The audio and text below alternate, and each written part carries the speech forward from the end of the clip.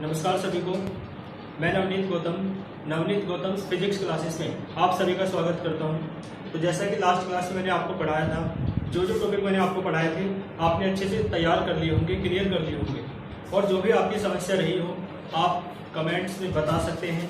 और साथ में व्हाट्सएप ग्रुप के लिए मैंने आपको नंबर दिया था 8755982014। इस नंबर पर आप मैसेज करेंगे तो मैं आपको व्हाट्सएप ग्रुप में ऐड कर दूंगा, जहाँ पर आपको पीडीएफ नोट्स मिलते रहेंगे और बेसिक इन्फॉर्मेशन क्लासेस से रिलेटेड और जो भी आवश्यक जानकारियाँ आपके लिए होती हैं वो सब आपको मिलती रहेंगी। तो मैंने आपको कल क्लास में क्या पढ़ाया था, एक तो स्थिर वैद्युत बल यानी वैद्युत बल क्या होते हैं ये आपको समझाया था अच्छे से। इसके बाद मैंने आपको कूलाम का नियम पढ़ाया था। तो कूलाम का नियम थोड़ा आगे चलते हैं उससे, तो हेडिंग पे आती है आपके कूलाम का नियम। कूलाम का नियम ठीक है, इंपॉर्टेंट है आपका ये, इसे आप इंपॉर्टेंट लिख लेंगे। कूलाम का नियम। तो देखो कूलाम के नियम की बात चल रही है। अब आप कूलाम के नियम की बात करें तो आइए देख लेते हैं। कल मैंने आपके सामने एक डायग्राम बनाया था। मान लो ये कोई एक बिंदु आवेश है और एक ये दूसरा बिंदु आवेश है। मान लो इसका जो आवेश है वो कितना है Q1, इसका जो आवेश है मान लो कितना है Q2, ठीक है। और इन दोनों के बीच की जो दूरी है वो कितनी है स्मॉल r। तो यानी कोई दो बिंदु आवेश हैं एक दूसरे से स्मॉल r की दूरी पर रखे हैं। पहला आवेश Q1 है और दूसरा आवेश कितना है आपका Q2। तो आप देख सकते हैं, मान लो ये पहला, मानना क्या है, देख ही रहा है कि ये पहला आवेश है और ये दूसरा आवेश है। तो पहले आवेश पर दूसरे आवेश के द्वारा बल लगेगा। भाई देखो ये प्लस मान लो तो ये प्लस मान लो। एक कंडीशन आप ले सकते हो, यदि ये दोनों प्लस है तो आप समझ सकते हैं, या ये दोनों माइनस है तो कौन सा बल लगेगा, प्रतिकर्षण बल। ठीक है, ये बात मैं अच्छे से समझा चुका हूँ। यदि एक प्लस है और दूसरा माइनस है तो आकर्षण बल लगेगा, ये बात आप समझते हैं। तो ठीक है, प्लस और माइनस बनाने की आवश्यकता नहीं है, लेकिन एक बात देखने की है कि आवेश Q1 पर Q2 के द्वारा बल जरूर लगेगा, चाहे आकर्षण का लगे चाहे प्रतिकर्षण का। तो इस पर जो बल लगेगा वो बिल्कुल इन दोनों, यानी इस पहले आवेश पर दूसरे आवेश के द्वारा जो बल लगेगा उस बल को आप क्या कहते हैं, वैद्युत बल, स्थिर वैद्युत बल, जैसे कि कूलाम ने बताया। तो उस बल को आप F12 से प्रदर्शित कर दो। F12 का 1 पहले आ रहा है, इसका सीधा सा अर्थ है कि आवेश Q1 पर आवेश Q2 के द्वारा लगने वाला बल कितना है, F12 है। ठीक है, इसके बाद इस पर बल लगेगा। और देखो डायरेक्शन बाहर की तरफ इसलिए दिखा रखी है क्योंकि आप जनरली क्या मान लो, दोनों को प्लस मान लो। तो प्रतिकर्षण बल लगेगा, ये वाला इसे दूर भेजेगा, ये वाला इसे दूर भेजेगा, प्रतिकर्षण बल लगेगा। तो देखो इस पर, इसके द्वारा इस पर जो बल लगेगा वो क्या हो जाएगा, इसका जस्ट अपोजिट हो जाएगा F21। देखो यानी आवेश दूसरे पर यानी Q2 पर 1 बार है ना, Q1 के द्वारा लगने वाला बल, यानी जो पहले आता है उस पर तो बल लगता है और जो बाद में आता है उसके द्वारा बल लगता है। तो देखो इसमें 1 पहले आ रहा है तो आवेश Q1 पर आवेश Q2 द्वारा लगने वाला बल, इसमें 2 पहले आ रहा है तो आवेश Q2 पर आवेश Q1 के द्वारा लगने वाला बल। और इस बल की जो दिशा होती है ना वो ऐसे नहीं है कि तो इन दोनों के बीच प्रतिकर्षण बल लग रहा है तो इस तरीके से है ना कि ये इसे प्रतिकर्षित कर रहा है तो इस तरफ भेज देगा या उस तरफ भेज देगा, और ये इसे प्रतिकर्षित कर रहा है ना, तो इस तरफ भेज दे, इस तरफ, ऐसा कुछ नहीं होगा। ठीक है ना, इस बल की जो दिशा होती है, दोनों आवेशों को मिलाने वाली जो रेखा है ये वाली, इसकी सीध में होती है। बल इसी डायरेक्शन में लगेगा केवल, चाहे आकर्षण का हो चाहे प्रतिकर्षण का। आकर्षण का होगा तो इस तरफ हो जाएगा, प्रतिकर्षण का है तो बाहर की ओर हो जाएगा, लेकिन इस रेखा के अनुदिश लगेगा बल। ठीक है ना, तो बल की दिशा क्या होती है, दोनों आवेशों को मिलाने वाली रेखा के अनुदिश। ठीक है ना, अपने तरीके से लिख लेना आप, बाकी नोट्स में लिखा हुआ मिल ही जाएगा आपको। इसके बाद देखें आप, तो ये कल मैंने आपको समझाया था, तो मैं आपको डेरिवेशन समझा चुका था जिसमें आपका एक्सप्रेशन क्या आया था निकल के, F = 1/4 pi epsilon into Q1 Q2 upon small r²। ठीक है ना, यहाँ तक तो करा था आपने, यहाँ तक आपके समझ में आ गया होगा। फिर मैंने बताया था एप्सिलॉन क्या होता है, एप्सिलॉन होता है निर्वात को किसी माध्यम की वैद्युतशीलता आप देख लेंगे, मैं अच्छे समझा देता। इसके बाद फिर निर्वात या वायु की ये बात की थी, तो मैंने बताया था एप्सिलॉन किससे रिप्लेस हो जाता है, एप्सिलॉन नॉट से। तो यहाँ पे नोट का मतलब क्या होता है, नहीं, ठीक है ना। इसका मतलब कोई मीडियम नहीं है, क्या है, निर्वात है, निर्वात यानी जहाँ वायु ही नहीं है। मैंने बताया था नोट माने नहीं, इसका मतलब क्या हुआ, नोट क्यों आया, क्योंकि कोई माध्यम नहीं है, निर्वात माने नहीं। और वायु भी हो सकती है, वायु भी कोई माध्यम नहीं मानी जाती, क्योंकि अभी आगे आप समझेंगे कि जो प्रभाव वायु का प्रभाव होता है माध्यम के रूप में, है ना, जो भी प्रभाव उसका रहता है जब कोई माध्यम ना हो, यानी कोई माध्यम ना हो तब भी बल उतना ही लगेगा, और आवेशों के बीच कोई माध्यम नहीं है तब भी उनके बीच बल उतना ही लगेगा, आवेशों के बीच वायु है तब भी उनके बीच लगभग बल उतना ही लगता है। इसलिए निर्वात कह दो, वायु कह दो, है ना, तो उनका मतलब क्या होता है, दोनों का एक ही होता है। तो नोट का मीन्स नहीं, यानी दोनों के बीच कोई माध्यम नहीं हो, या वायु भी हो तो कोई फर्क नहीं होता है। तो यहाँ से एप्सिलॉन किससे रिलेट हो गया था, कल का बता रहा हूँ अभी तक मैं आपको, एप्सिलॉन नोट से, और Q1 Q2 upon small r square, यहाँ से एक एक्सप्रेशन आपका यह आया था, ठीक है। इसके बाद ये आपने समझा, इसके बाद आप खुद देख सकते हैं। इसके बाद देखो मैंने बताया था कि एप्सिलॉन नोट क्या है, लिख लेंगे, आपका लिखवाया था निर्वात या वायु की वैद्युतशीलता, और इसका मान होता है, इसका मान मैंने लिखवाया होगा 8.85 गुना 10⁻⁻12, ठीक है। मात्रक इसका थोड़ी देर के लिए आप याद रख लें, इसका मात्रक मैं निकाल के बताऊंगा आपको, कूलॉम स्क्वायर, है ना, चाहे तो आप पूरा लिख लेना, कूलॉम स्क्वायर प्रति, है ना, बटे में प्रति न्यूटन मीटर स्क्वायर, ठीक है। तो आप देखोगे फिर, तो इसका मान तो ये होता है, लेकिन जब आप इसका मान रखोगे यहाँ पे और कैलकुलेट करोगे तो ये जो 1/4 पाई है ना, ये 1/4 पाई एप्सिलॉन नोट है, इसका जो मान आएगा ना कैलकुलेट करके वो आएगा 9 गुना 10⁹, ठीक है ना, और इसका मात्रक होता है न्यूटन मीटर स्क्वायर प्रति कूलॉम स्क्वायर। मात्रक देखो कैसे निकला है, इसका मात्रक निकालना है, तो देखो इसे इधर ले जाओ, क्या आ जाएगा, एफ आर स्क्वायर, एफ का मात्रक न्यूटन, आर स्क्वायर का मतलब मीटर स्क्वायर, है ना, और अपोन में कूलॉम, कूलॉम तो क्या आ जाएगा कूलॉम स्क्वायर, तो इसका मात्रक क्या आ जाएगा न्यूटन मीटर स्क्वायर प्रति coulomb square according to this formula. तो इसका मान आप एप्सिलॉन नोट की यहाँ वैल्यू रखेंगे, कैलकुलेट करेंगे तो कितना आएगा 9 गुना 10⁹, ठीक है। फिर आइए देख लेते हैं, तो इसका मान रखोगे आप इस सूत्र में, तो आपका एक व्यंजक और बन जाएगा, क्या, जो आप न्यूमेरिकल्स में भी यूज करेंगे। इस तरीके से आपका एक व्यंजक और प्राप्त हो जाएगा। ये किसका व्यंजक है, कूलॉम के नियम का, ठीक है ना। तो कूलॉम का नियम क्या होता है मैंने आपको कंप्लीटली समझा दिया है, इसे आप देख लीजिए। इसके बाद चलते हैं फिर आगे, ठीक है। तो आप नोट्स आपको मिल ही जाएंगे, आप अपने तरीके से नोट कर लीजिए। आगे चलता हूँ, कूलॉम के नियम के बाद मैंने आपको ये पढ़ाया निर्वात या वायु की वैद्युतशीलता, है ना, तो इसी के बारे में बात कर लेते हैं। परिभाषा तो मैंने देखो बोल के बताई थी कल आपको, तो आप लिख लेंगे अपने हिसाब से वहाँ से। और आइए फिर इसकी और बातों के बारे में बात करते हैं। निर्वात या वायु की जो वैद्युतशीलता होती है ना, इसकी विमा निकाल लेते हैं और इसका मात्रक निकाल लेते हैं। जैसे मात्रक मैंने डायरेक्ट लिख के बताया अभी आपको, तो यहाँ पे मात्रक की बात कर लेते हैं। तो देखो मात्रक, तो मैं लिख देता हूँ हेडिंग निर्वात, है ना, या वायु की वैद्युतशीलता, निर्वात या वायु की वैद्युतशीलता। देखो निर्वात या वायु की वैद्युतशीलता, आप जानते हो कूलॉम का नियम सूत्र क्या होता है, F बराबर ये होता है ना, Q1 Q2 upon R square. देखो निर्वात या वायु की वैद्युतशीलता, है ना, इसके लिए सबसे पहले हमें क्या निकालना है, पहले है निकाल दो मात्रक, है ना, पहले क्या निकालते हैं मात्रक, ठीक है ना। तो सूत्र की हेल्प लो, इसकी हेल्प ली आपने। तो एक बात देख के बताओ, पहले इसका मान निकालना पड़ेगा ना, तो इसका मान निकालो 1/4 pi capital F into Q1 Q2 upon small r square, ठीक है जी।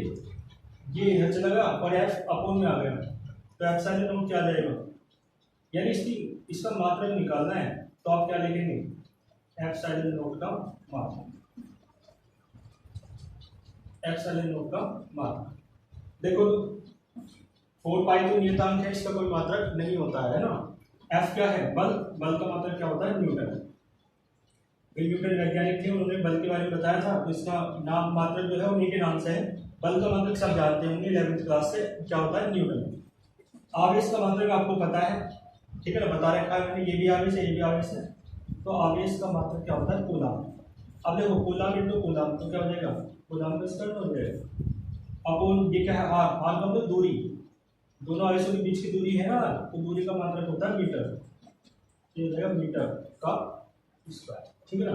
तो देखो एप्सिलॉन नॉट का मात्रक क्या है, आप तो खुद समझ सकते हो कितना है, देखो कूलाम स्क्वायर है ना, पूरा लिख तो चाहेगा आप प्रति newton metre square, coulomb square प्रति न्यूटन मीटर स्क्वायर। तो इसे आप बॉक्स में बंद कर दो, ठीक है ना। तो मात्रक कैसे निकला आपने समझा। आइए फिर आगे देख लेते हैं। ये मैंने आपको मात्रक निकालना सिखाया, इसके बाद आप विमा निकालनी देख लीजिए, ठीक है ना। तो आप वीडियो को पोस्ट करके नोट कर लेना, बाकी नोट्स तो आपको मिलेगी। तो उसके बाद देखो विमा, ठीक है ना, रफ कर रहा हूँ मैं, तो विमा निकालेंगे। विमा तो आप समझते हैं, 11वीं क्लास में आप पढ़ चुके हैं कि विमा कैसे निकालते हैं ना, सूत्र याद होना चाहिए, आप विमा खुद निकाल सकते हो। तो विमा आप निकालने, तो देखो सूत्र तो ये उपयोग करना है ना, बाकी आप देख लो आप विमा कैसे निकालेंगे, ठीक है। तो विमा देखो एप्सिलॉन नॉट की विमा निकालनी है, एप्सिलॉन नॉट की विमा। तो देखो एप्सिलॉन नॉट की विमा यदि आपको निकालनी है ना, तो 1 की तो कोई विमा होती नहीं क्योंकि नियतांक है, अपॉन 4 पाई भी कांस्टेंट है, नियतांक है, उसकी कोई विमा नहीं होगी। एफ क्या है आप जानते हैं, एफ क्या होता है, बल। बल की विमा आपको 11 से याद होनी चाहिए बिल्कुल, एम एल की पावर -2, ठीक है ना, एम एल टी की पावर -2 होती है, याद रखेंगे आप, बेसिक बात है ना, आप समझ सकते हैं। इसकी विमा मैंने लिखवाई थी, निकालनी बताई थी, क्या होती है, आवेश की विमा होती है टी ए, इस चैप्टर की शुरुआत में आवेश की विमा कितनी है, T A upon R, R क्या है, दूरी है, दूरी की विमा होती है एल, इसका होल स्क्वायर, कैलकुलेट कर लो बस, ये ऊपर जाएगा तो सारी जो प्लस की पावर है वो माइनस की हो जाएगी, जो माइनस की पावर है वो प्लस की हो जाएगी। ये कितना हो जाएगा आपका टी स्क्वायर इंटू ए स्क्वायर हो जाएगा, और ये कितना हो जाएगा आपका एल की घात -2, नीचे प्लस की पावर है, ऊपर जाकर माइनस की पावर हो जाएगी। तो देखो m की घात -1, l की घात देखो -1 है और l की घात -2 है, तो l की घात कितनी हो जाएगी -3, t की घात 2, t की घात 2, गुना में घातें जुड़ जाती हैं, तो t की घात कितनी हो जाएगी 4, ये a का स्क्वायर, ठीक है। तो ये क्या है आपकी एप्सिलॉन नॉट की, तो यहाँ से आपने विमा भी निकाल, ठीक है ना। तो आप इसे भी फंक्शन कर देंगे, ठीक है, समझ में आ रहा होगा आपको। तो मैंने निर्वात वायु की गतिशीलता की मात्रक और विमा दोनों निकाल के बताया आपको। इसके बाद देखो क्या करेंगे हम, इसके देखो इसका मान निकाल लेते हैं ना, इसका मान, तो विमा आप कर लेना, फिर आगे इसका मान निकालेंगे, और मान भी आप किसकी हेल्प से निकालोगे, सूत्र की हेल्प से भी निकालोगे। चलो देखो इसका मान आप कैसे निकालोगे, सूत्र बस आपको याद होना चाहिए, फिर आप आराम से निकाल सकते हो। देखो सूत्र देखो याद है आपके, एफ इज इक्वल टू क्या होता है, 1/4πε0 into Q1 Q2 upon are square, ये सूत्र याद है ना आपके। उसका मान निकालना है ना, क्या निकालना है, मान, यहाँ पे आप लिखेंगे मान, इसका मान निकालना है एप्सिलॉन नॉट का। तो इसका मान निकालने के लिए एप्सिलॉन नॉट की वैल्यू निकालो, पहले क्या आ जाएगा 1/4π, ये एक काम करो, इस सूत्र की हेल्प से नहीं निकालते, इससे तो कुछ नंबर पड़ेगा है ना, और यहाँ पे हर मान हमारे पास है भी। एक बात आपको बता है, देखो लिखना आप यहाँ पे, हम जानते हैं, क्या जानते हैं आप लोग, अभी मैंने आपको बताया कि 1/4πε0 का मान कितना होता है, 9 × 10⁹, ये तो होता है भाई। तो आपको तो एप्सिलॉन नॉट का मान निकालना है, तो देखो एप्सिलॉन नॉट को इधर ले जाओ, तो एप्सिलॉन नॉट बराबर क्या जाएगा, इधर पहुंच गया, और अपॉन में क्या जाएगा 4π × 9 × 10⁹। भाई ये बटेगा भी इधर चला गया, इसे जल्दी से इसे जल्दी समझ सकते हैं आप। तो देखो 1/4π, एक काम करो पाई का मान रख दो, पाई का मान होता है 3.14 और गुना 9 × 10⁻⁻⁰। तो देखो एप्सिलॉन नॉट क्या आ जाएगा, भाई कुछ नहीं करना आपको, ठीक है ना, आपको मान पता है शैलेंद्र नोट का, कैलकुलेट करना ही नहीं है। क्या फायदा करने से, जब मान याद है तो क्या आ जाएगा 8.85 गुना 10⁻⁻12 डायरेक्टली तो बस। और इसकी यूनिट भी आपको पता है, मात्रक क्या होता है, कूलम्ब स्क्वायर प्रति न्यूटन मीटर स्क्वायर। तो भैया देखो मान भी आपने निकाल दिया ना, तो इस तरीके से हम करो ना, कठिन तो नहीं लग रहा है आपको, ठीक है। कोई भी समस्या हो आप बता सकते हैं, आप समझ सकते हैं। बहुत विपरीत परिस्थितियां हैं, तब भी यदि हम प्रयास कर रहे हैं तो आप अपनी पढ़ाई को जारी रखें। स्पीड में बढ़ाने की कोशिश करूंगा और साथ में क्लास की जो ड्यूरेशन है वो भी बढ़ाने की कोशिश करूंगा। आप समझ सकते हो बहुत प्रतिकूल परिस्थितियां, आप मेरी स्थिति देख सकते हो, तो फिर धीरे धीरे सब ठीक होगा। आप लोग मेहनत करते हो, ठीक है। तो मात्रक आपने निकाला, इसका मान निकाला और निमा निकाली। आइए फिर आगे चलते हैं, इसे आप समझ लेंगे, देख लेंगे। तो इसके बाद एक हेडिंग डालें आप, परावैद्युत नियतांक। परावैद्युत नियतांक पता क्या होता है? परावैद्युत नियतांक से पहले आपको परावैद्युत समझना पड़ेगा। परावैद्युत क्या होता है? देखो परा और वैद्युत, तो परा का मीन्स होता है एक तरीके से विरोध करने वाला, और वैद्युत आप समझते हैं बिजली जो होती है, यानी, और वैद्युत यानी एक तरीके से आवेश भी होता है। भाई आवेश के प्रवाह को तो धारा कहते हैं, ये तो मैंने आपको बता रखा है, आप समझते भी हो 10th क्लास से। वैद्युत आवेश के प्रवाह को धारा कहते हैं। तो हेडिंग क्या है आपकी? परावैद्युतांक। लेकिन उससे पहले आप परावैद्युत पदार्थ सुन लीजिए। आपने सुना है ना अचालक पदार्थ, तो अचालक पदार्थ एक तरीके से परावैद्युत पदार्थ में भी वैद्युत धारा प्रवाहित नहीं होती है, और अचालक पदार्थों में वैद्युत धारा प्रवाहित नहीं होती है। यानी वे पदार्थ जो वैद्युत धारा के प्रवाह का विरोध करते हैं, ऐसे पदार्थ आपके परावैद्युत पदार्थ कहलाते हैं, ठीक है। तो परावैद्युत पदार्थ का कुछ अंक होता है ना। अंक का क्या मतलब है? यानी कोई पदार्थ वैद्युत धारा के बहने का ज्यादा विरोध करता है तो उसका परावैद्युत का अंक जो है वो ज्यादा है। कोई कम विरोध करता है तो उसका अंक क्या है? कम है। तो एक फैक्टर जो ये बताता है, एक कारक जो ये बताता है कि कोई परावैद्युत पदार्थ वैद्युत के बहने का कितना विरोध करता है, ये कहाँ से पता चलती है बात? परावैद्युत अंक से, है ना। परावैद्युत अंक, परावैद्युत प्लस अंक, तो क्या बनेगा? परावैद्युत अंक, ठीक है। इसके कई नाम हैं, एक तो परावैद्युत अंक इसका नाम हो जाएगा, और एक इसका नाम परावैद्युत स्थिरांक भी कह सकते हो। स्थिरांक, स्थिरांक का नियतांक, यानी इसका मान जो है ना बदलता नहीं है, कांस्टेंट रहता है। और इसका एक नाम आपेक्षिक वैद्युतशीलता भी हो सकता है, ठीक है ना। आपेक्षिक, आपेक्षिक का मतलब तुलनात्मक वैद्युतशीलता,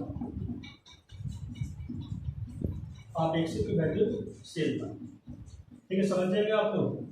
3 नाम है इसके। देखो ध्यान देना, बस एक तरीका मैं आपको बता दूं कि यदि आपको सूत्र याद है, सूत्र याद रखें केवल आप, यदि आपको सूत्र याद है तो आप परिभाषा खुद बना सकते हैं। आइए सबसे पहले इसका सूत्र देख लेते हैं। कहीं परावैद्युतांक या परावैद्युत स्थिरांक आ जाए तो आप उसे कैपिटल के से प्रदर्शित करेंगे, और कहीं आपेक्षिक वैद्युतशीलता आ जाए तो आप उसे, आप जानते हैं ना वैद्युतशीलता को तो एप्सिलॉन से प्रदर्शित किया जाता है। माध्यम की वैद्युतशीलता क्या होती है? एप्सिलॉन।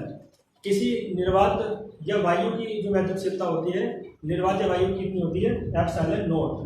तो जो आपेक्षिक वैद्युतशीलता है, आपेक्षिक का मतलब रिलेटिव, तुलनात्मक, इसे आप वैद्युतशीलता है क्योंकि इसलिए इसे एप्सिलॉन से तो डिनोट करेंगे, साथ में रिलेटिव है तो इसे एप्सिलॉन आर से प्रदर्शित करते हैं। तो परिभाषा आपकी आपेक्षिक वैद्युतशीलता क्या है? तो आप एप्सिलॉन आर से प्रदर्शित करते हैं। और परिभाषा आपकी परावैद्युतांक के परावैद्युत स्थिरांक की आए तो आप इसे कैपिटल के से प्रदर्शित करते हैं। तो देखो इसका मात्रक, वो इसका सूत्र क्या हो जाएगा? इसका सूत्र होता है एप्सिलॉन अपॉन एप्सिलॉन नॉट, ठीक है। क्या होता है? Epsilon upon epsilon not. Epsilon क्या होता है ये बात मैं आपको अच्छे से बता चुका हूं, ठीक है। यानी क्या होता है? किसी माध्यम की वैद्युतशीलता। और ये एप्सिलॉन नॉट क्या होता है ये बात भी मैं आपको बता चुका हूं, निर्वात या वायु की वैद्युतशीलता। और ये जो बटे का निशान है, अपोन का साइन है, इसे आप क्या कहते हैं? अनुपात। तो बस परिभाषा आप अपने आप बना सकते हो। क्या कहेंगे आप? किसी माध्यम की वैद्युतशीलता, ठीक है ना, तथा निर्वात या वायु की वैद्युतशीलता के अनुपात को परावैद्युतांक कहते हैं, या परावैद्युत स्थिरांक कहते हैं, या आपेक्षिक वैद्युतशीलता कहते हैं। इसे कैपिटल के या एप्सिलॉन आर से प्रदर्शित करते हैं, ठीक है। फिर आप लिखने का तरीका मैं आपको बता रहा हूँ किस तरीके से लिखते हैं, तरीका सीख जाएंगे तो आप अपनी परिभाषा खुद बना सकते हैं अपने शब्दों में। मेन बात क्या होती है, हमें चीजें समझनी है ना, रटनी नहीं है। भाई मैं यदि आपको नोट्स दे रहा हूँ तो आपका दायित्व ये नहीं बनता है कि आप उन नोट्स को है ना बना लें और उन्हें रटना शुरू कर दें। आपको चीज़ों को समझना है और अपनी लैंग्वेज खुद बनाने का प्रयास करना है। अपनी लैंग्वेज खुद लिखनी है, ना कि किसी दूसरे टीचर या किसी बुक की लैंग्वेज को आप रटें। और बाकी एक बात आप और ध्यान रखेंगे, क्या होता है जो आप पढ़ते हैं टॉपिक यहाँ पे मेरे द्वारा, वो टॉपिक आप मेरे नोट से तो पढ़ ही रहे हैं है ना, बोर्ड पे समझ रहे हैं वीडियो क्लासेस में, साथ में मैं नोट्स दूंगा उससे पढ़ेंगे, साथ में आप किसी एक अच्छी बुक से जरूर पढ़ा करें। यूपी बोर्ड के लिए जो सर्वोत्तम पुस्तक मानी जाती है फिजिक्स के लिए, भौतिक विज्ञान के लिए, आप समझते हैं पूरे भारत हिंदी मीडियम में तो चलती ही है, और साथ में उत्तर प्रदेश के लिए तो बेस्ट बुक है, उसका नाम क्या है, कुमार मित्तल। तो आप वो वाली बुक खरीद लेंगे, तो नगीन प्रकाशन से आती है, तो आप समझ सकते हैं उस बुक से आप पढ़ें, साथ में जो मैं पढ़ाऊँ और मेरे नोट्स भी पढ़ें, वीडियो क्लासेस भी देखें, और फिर उन तीनों चीज़ों को पढ़ने के बाद आपका माइंडसेट एक अलग तरीके का होगा, चीज़ों को आपको रटना नहीं पड़ेगा। साथ में नोट्स बना अपने खुद बनाया करें। हो सके ना, जो इंटेलिजेंट स्टूडेंट्स होते हैं वो क्या करते हैं, वो ये काम करते हैं कि एक टीचर के नोट्स हैं या उनसे पढ़ते हैं, उनके तो नोट्स रखते ही हैं, साथ में कोई बुक से पढ़ते हैं और साथ में उन दोनों तीनों के कॉम्बिनेशन से अपने नोट्स खुद बनाते हैं। तो इससे क्या होता है लाभ, इससे ये लाभ हो जाता है कि आप नोट्स बना रहे हैं अपने आप खुद, लेकिन आपको ऐसा लगे नहीं ना है कि आप याद कर रहे हैं, पढ़ रहे हैं, नोट्स बनाने में ध्यान लग रहा है, तो अनायास ही आपके 70% तक याद हो जाता है बिना किसी प्रयास के। और जब आप एग्जाम टाइम में देखते हैं या टेस्ट से पहले देखते हैं तो आपको लगता है यार ये तो सब यादता है, ये तो याद है, लेकिन मैंने तो याद किया ही नहीं था। तो पता है क्यों? क्योंकि आपने पूरे ध्यान से नोट्स बनाए थे, पूरा ध्यान देकर। भाई नोट्स अपने आप खुद कब बनाएंगे, कैसे बनाएंगे? जब बुक से अच्छे से पढ़ लेंगे, बाइंडर से अच्छे से पढ़ लेंगे, तो अपने नोट्स खुद बनाएंगे, तभी तो इसको तो समझ में आ जाता है, लेकिन हमें पता नहीं चलता है। तो ये तरीका यदि आप यूज करना चाहें तो कर सकते हैं, ठीक है। तो मैं बात कर रहा था, इसे के या एप्सिलॉन आर से डिनोट करते हैं, प्रदर्शित करते हैं, और इसका सूत्र क्या होता है, एप्सिलॉन अपॉन एप्सिलॉन नोट। तो परिभाषा समझिए ना, मैं लिखना आपको बता रहा था कि निर्वात को किसी माध्यम की वैद्युतशीलता तथा निर्वात या वायु की वैद्युतशीलता के अनुपात को आपेक्षिक वैद्युतशीलता या परावैद्युत स्थिरांक या परावैद्युतांक कहते हैं। इसे के या एप्सिलॉन आर से प्रदर्शित करते हैं। फिर ये बताना पड़ता है कि ये क्या क्या है। तो मान लेंगे यदि किसी माध्यम की वैद्युतशीलता एप्सिलॉन तथा निर्वात या वायु की वैद्युतशीलता एप्सिलॉन नोट हो, तो ये सब है ना हेडिंग के बराबर या एप्सिलॉन आर बराबर क्या आ जाएगा, एप्सिलॉन अपॉन एप्सिलॉन नोट, ठीक है ना। तो तरीका मैं नोट्स बनाने का या लिखने का तरीका मैं आपको सिखा रहा हूँ, बाकी नोट्स में आपको एडिटिंग मिलेगा, बॉक्स बंद कर देंगे, ठीक है। तो ये सब क्या थी आपकी आवश्यक बातें थी। एक बात और ध्यान रखेंगे, के का जो मान होता है ना धातुओं के लिए वो अनंत होता है, ठीक है ना। धातुओं के लिए के का मान कितना होता है, अनंत, ठीक है ना। इसका क्या मतलब है कि धातुओं का जो परावैद्युतांक है ना वो अनंत होता है, यानी वो बिल्कुल धातु में तो करंट बहुत तेजी से फ्लो होता है ना, तो उनका फिक्स तो होगा नहीं, वो क्या है, कुछ है ही नहीं, है ना, परिभाषित नहीं है, तो क्या है, अनंत। इसके बाद देखो निर्वात या वायु के लिए कितना होता है, निर्वात के लिए, वायु के लिए, है ना, या फ्री स्पेस अंतरिक्ष वही होता है, वैक्यूम, है ना, तो उसके लिए कितना होता है, के का मान लिख लेंगे आप, के लिए के बराबर होता है 1, है ना। तो लगभग निर्वात के लिए तो 1 होता है, और इसके लिए 1.000 है ना समथिंग होता है, तो लगभग 1 ही तो है। तो के इक्वल्स टू 1 होता है निर्वात या वायु के लिए। कर लेंगे ना आप लोग। तो ये आवश्यक बातें थी परावैद्युतांक और परावैद्युत स्थिरांक जो मैंने आपको पढ़ाया। आइए इसी से रिलेटेड एक छोटा सा डेरिवेशन नोट कर लेते हैं, ठीक है। तो हेडिंग एक क्वेश्चन देखें आप, मैं लिख देता हूँ टीपीटी। एक क्वेश्चन है आपका, आता है ये यूपी बोर्ड में, एफ नोट अपॉन एफ, ये सिद्ध करना है। के बराबर क्या है, एफ नोट अपॉन एफ। देखो ये तो आपके याद है, के बराबर क्या होता है, एप्सिलॉन अपॉन एप्सिलॉन नोट। लेकिन हमें सिद्ध क्या करना है, हमें सिद्ध करना है, देखो यहाँ पे नोट नीचे आ रहा है, यहाँ पे नोट ऊपर आ रहा है, तो हमें सिद्ध क्या करना है, अपोजिट सिद्ध करना है। आइए देख लेते हैं, इसकी हेल्प लेंगे और ये वाला सिद्ध कर देंगे। या एक काम कर दो, इसकी एलएचएस ले लो, तो इसकी आरएचएस ले लो और एलएचएस ले आओ, इससे तो सिद्ध हो जाता है, ठीक है। चलो फिर आगे चलते हैं। यहाँ से आप एक काम करो, RHS दे दो, जब कुछ भी कर दो ऐसे ही कर दो। देखो ऐसे सॉल्यूशन। इसके बाद देखो हम जानते हैं